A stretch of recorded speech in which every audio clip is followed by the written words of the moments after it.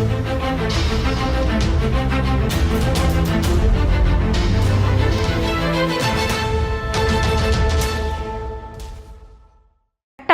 ఆవిష్కృతమవుతోంది. చట్టసభలో మహిళా reservation bill already NDA గవర్నమెంటే 2023లో తీసుకొచ్చింది. అయితే దానికి తుది రూపం ఇచ్చేందుకు, అట్లనే డీలిమిటేషన్ ద్వారా నియోజకవర్గాలను పెంచేందుకు, పునర్విభజించేందుకు ఉద్దేశించిన 3 కీలక బిల్లులను ఇవాళ కేంద్ర ప్రభుత్వం లోక్సభలో ప్రవేశపెట్టింది. దాని మీద చర్చ మొదలైంది. భారత ప్రధాని నరేంద్ర మోదీ కూడా మాట్లాడారు, అమిత్ షా మాట్లాడారు. విపక్షాలు కొన్ని అభ్యంతరం వ్యక్తం చేస్తున్నాయి. రేపు ఖచ్చితంగా దీని మీద ఓటింగ్ జరుగుతుంది, ఆమోదం కూడా పొందుతుంది. సరే, అభ్యంతరాలు వ్యక్తం చేస్తున్నా ఓటింగ్కు అడ్డుకోరు, ఎందుకంటే మహిళల ఓట్లు పోతాయి వ్యతిరేకిస్తే, ఎందుకంటే దానికి ముడిపడి ఉన్న అంశమే కాబట్టి. ఎందుకంటే డీలిమిటేషన్ జరగకుంటే మహిళా బిల్లు రాదు. మరి అయితే మహిళా రిజర్వేషన్కి సంబంధించి దీనికి సంబంధం ఏంటంటే 2001లో తీసుకొచ్చిన 84వ రాజ్యాంగ సవరణ అడ్డంకిగా మారుతోంది. ఎందుకంటే దాని ప్రకారం 84వ రాజ్యాంగ సవరణ ప్రకారం 2026 తర్వాతనే అప్పుడు జనాభా లెక్కల ఆధారంగానే డీలిమిటేషన్ చేయాలి, అంటే స్థానాలు పెంచాలి, లోక్సభ స్థానాలు పెరగాలి, అంటే ఆ జనాభా డేటా ఆధారంగా పెరగాలంటే 2036కు అది జరగాలనేది 84వ రాజ్యాంగ సవరణ ఉంది, రాజ్యాంగం ప్రకారం అదనమాట. అదే జరిగితే ఇప్పుడు కనీసము 2039 అంటే 2029 ఎన్నికల్లో మహిళలకు రిజర్వేషన్ ఉండదు. 2039 వరకు ఆగాల్సిందే. మరి అంతవరకు ఆగే పరిస్థితిలో లేరు. అంటే కేంద్ర ప్రభుత్వం వేగంగానే వెళ్ళాలనుకుంటోంది. ఎందుకంటే ఇప్పటికే ఆలస్యమైంది. దశాబ్దాల పోరాటం సాగింది మహిళా రిజర్వేషన్ బిల్లు కోసం, ఎన్నో ఉద్యమాలు నడిచినాయి. ఎట్టకేలకు చట్టం వచ్చేసింది. ఇంకా ఆగకూడదు. ఒక 2047ను ఒక విజన్గా పెట్టుకొని రాజకీయంలో మహిళ భాగస్వామ్యం పెరిగేలా, రాజకీయ రంగంలో కూడా ఒక నిర్ణయాధికారం మహిళకి ఇచ్చేలా, ఒక మహిళా శక్తిని మరింత ప్రోత్సహించేలా ప్రభుత్వం ముందుకెళ్తూ ఇప్పుడే చేసేయాలన్న సంకల్పంతో ఇప్పుడున్న కేంద్ర ప్రభుత్వం ఉంది. సో మహిళా బిల్లును, రిజర్వేషన్ బిల్లును అడ్డుకోలేదు. కానీ ఈ డీలిమిటేషన్ వచ్చేసరికి మాకు డీలిమిటేషన్ పట్ల అభ్యంతరం ఉంది, మాకు సౌత్కు అన్యాయం జరుగుతుంది అంటూ ఒక కొత్త వాదన, విచిత్ర వాదన తీసుకొస్తున్నాయి కొన్ని పార్టీలు, కొందరు నాయకులు, ముఖ్యంగా స్టాలిన్, రేవంత్ రెడ్డి లాంటి వాళ్ళు. సౌత్ వచ్చేసరికి మనకు తమిళనాడు, కేరళ, కర్ణాటక, తెలంగాణ, ఆంధ్రప్రదేశ్, పుదుచ్చేరి రాష్ట్రాలు ఉంటాయి.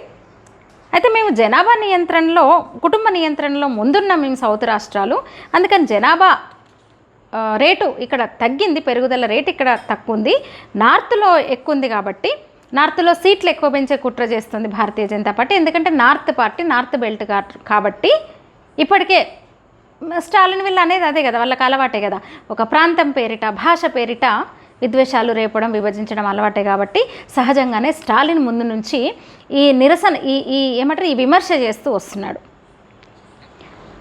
నార్త్లో సీట్లు పెరుగుతున్నాయి, మళ్ళీ నార్త్ ఆధిపత్యం నడుస్తుంది సౌత్ మీద అనేది వాదన వినిపిస్తున్నాడు. ఇంకా ది గ్రేట్ మన చీఫ్ మినిస్టర్ అయితే విచిత్రంగా జీడిపి ఆధారంగా సీట్ల సంఖ్య పెరగాలన్నాడు. నవ్వుల పాలైందని చెప్పొచ్చు. తేజస్వి సూర్య గట్టి కౌంటర్ ఇచ్చాడు. అసలు సీఎంఏనా, అసలు ఏం మాట్లాడుతున్నాడు, ఏం చదువుకుంటున్నాడని అన్నాడు. ముఖేష్ అంబానీకి మరి కొన్ని 100 సీట్లు పోవాలని కూడా అన్నాడు ఆయన. ఆ రకంగా చూసినా కూడా జీడిపి ఆధారంగా అంటే తమిళనాడు, కర్ణాటక మనకన్నా ముందుంటాయి. అట్లుంది మన తెలివి, మన ముఖ్యమంత్రి తెలివి, అట్లుంది మన కర్మ.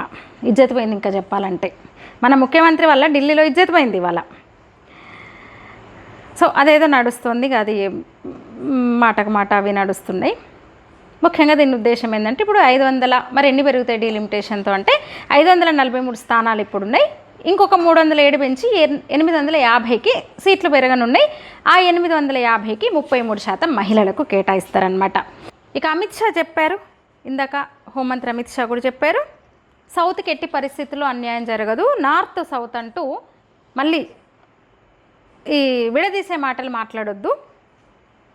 ఏపీలో 25 నుంచి 38 వస్తాయి, తెలంగాణలో 17 సీట్ల నుంచి 26కు పెరుగుతాయి, తమిళనాడులో 39 నుంచి 59 అయితే, కేరళలో 20 నుంచి 30 అయితే, కర్ణాటకలో 28 నుంచి 42 అయితే, మొత్తం 129 స్థానాలు ఉన్నాయి. ఇప్పుడు సౌత్లో 195 పెరుగుతాయి. ఓవరాల్గా 23.76 నుంచి 23.97 నార్త్లో కూడా అంతే. నార్త్లో కూడా ఆమె అదే ఏమంటారు నిష్పత్తి ఆధారంగా పెరుగుతాయి తప్ప మీరు నార్త్ సౌత్ అనొద్దు అని అమిత్ షా అన్నమాట. అయితే గతంలో మరి జరగలేదా డీలిమిటేషన్ అంటే జరిగింది. 1952లో మొదటిసారి జరిగింది, 2002లో చివరిసారి జరిగింది. జనాభా లెక్కల ఆధారంగా జరిగింది. కొత్త ఏం కాదు ఇప్పుడు డీలిమిటేషన్, నియోజకవర్గాల పునర్విభజన కొత్త ఏం కాదు. కాకపోతే ఇప్పుడు సంఖ్య అప్పుడు కూడా పెరుగుతూ వచ్చింది. 52లో, 57లో, 67లో అసలైతే 487 ఉండే ఫస్ట్ ఎన్నిక జరిగినప్పుడు. ఇప్పుడు 550 అంటే 72 వరకు 543 వచ్చింది.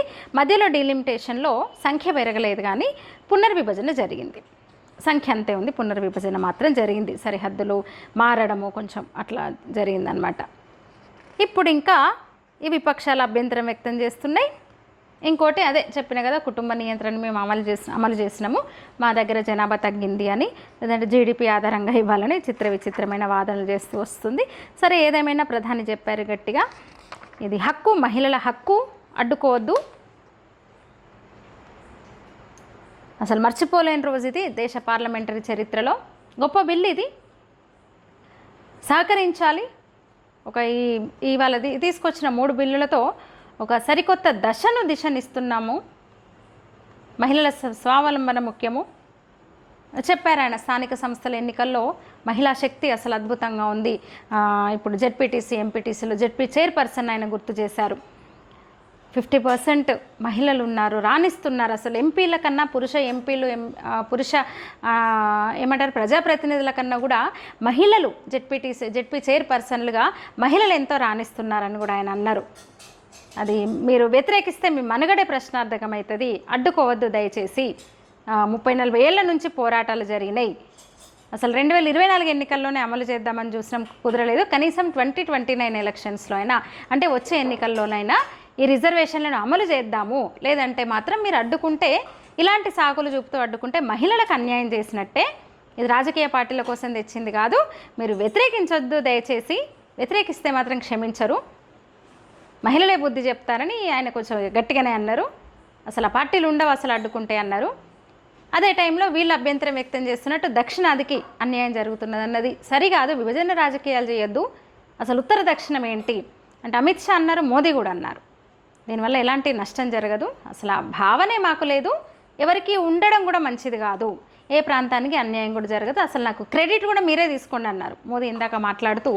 నాకు ఆ క్రెడిట్ వద్దు, మీరే ఫోటోలు వేసుకోండి, కానీ బిల్లును అడ్డుకోవద్దు, మీ గొప్పతనం చాటుకోండి. ఈ మహిళా రిజర్వేషన్ల సవరణ బిల్లును ఏకగ్రీవంగా ఆమోదిద్దామని ఆయన చెప్పిండ్రనమాట. అమిత్ షా కూడా అదే మాట అన్నారు. అందువల్ల ఖచ్చితంగా రేపు ఆమోదం పొందుతుంది, రేపు కూడా చర్చ నడుస్తుంది, ఆమోదం పొందుతుంది. అడ్డుకోరు, అడ్డుకుంటే మనగడ ఉండదు, నిజంగానే మహిళలు ఓట్లు పోతాయి. అందువల్ల రేపు చూద్దాం, రేపు కూడా చర్చ జరుగుతుంది. అట్లా 850 సీట్లు పెరుగుతూ 33% మహిళలకు కేటాయించనున్నారన్నమాట. 84వ రాజ్యాంగ సవరణను 130వ సవరణతో ఇప్పుడు మార్చబోతున్నారన్నమాట. ఈసారి నిజంగా కొన్ని దశాబ్దాల కళ, ఆకాశంలో సగం అవకాశంలో సగం అంటూ అన్ని రంగాల్లో మహిళ రాణిస్తోంది. కానీ రాజకీయంగా ఇప్పటికి కూడా కనీసం ఒక 10% సీట్లు కూడా ఇవ్వలేని పరిస్థితి. ఏ రాజకీయ పార్టీ కూడా 10% కూడా కనీసం సీట్లు ఇవ్వలేని పరిస్థితి ఎమ్మెల్యే ఎంపీ ఎలక్షన్స్లో. అలాంటిది ఇప్పుడు ఖచ్చితంగా 33% ఇవ్వాల్సిందే. ప్రతి పార్టీ, ఏ పార్టీ అయినా ఖచ్చితంగా ఇవ్వాల్సిందే. అదే నిజంగా ఒక మహిళా లోకానికి ఒక నారీ శక్తి విజయం అని చెప్పొచ్చు. మంచి వార్త నిజంగా కూడా. ఒక మహిళలందరూ కూడా ఈ భారతదేశంలో ఉన్న మహిళా శక్తి ఒక సెలబ్రేషన్స్ చేసుకోవాల్సిన టైం ఖచ్చితంగా. ఇక రేపు ఒక ఈ చారిత్రక అపూర్వ ఘట్టానికి మనం సాక్షులుగా నిలవబోతున్నాం.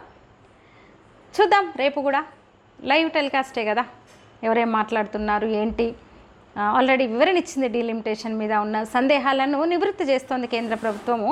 అయినా సరే అంటే అడ్డుకోవాలి కాబట్టి ఏదో ఒకటి విపక్షాలన్నీ మేము అడ్డుకొని తీరాలి, ఇంకేదో అనాలన్నట్టుగా కొన్ని పార్టీలు, కొన్ని నాయకులు చేస్తున్న విమర్శలను, వాళ్ళ మాటలను కూడా జనం గమనిస్తున్నారు. కానీ మంచి నిర్ణయం కేంద్ర ప్రభుత్వానికి. ప్రతి ఒక్క మహిళ ధన్యవాదాలు, కృతజ్ఞతలు తెలపాల్సిన సందర్భం అని అయితే నేను అంటున్నాను. నేను చెప్తున్నాను ఈ ప్రభుత్వానికి, ఏ ప్రభుత్వం ఉన్నా, ఎందుకంటే కొత్తగా వచ్చింది కాదు, ఒక రాజకీయ పార్టీ నరేంద్ర మోదీ అన్నట్టు ఒక పార్టీ కోసం చేసింది కాదు, ఇది మహిళల కోసం, మహిళల హక్కు, ఇది దశాబ్దాల పోరాటము. అట్లా మహిళలు సాధించిన విజయం ఇది. అందుకు ఇంత ఒక ఈ చరిత్రాత్మక ఈ చట్టాన్ని తీసుకొస్తున్న ఈ బిల్లును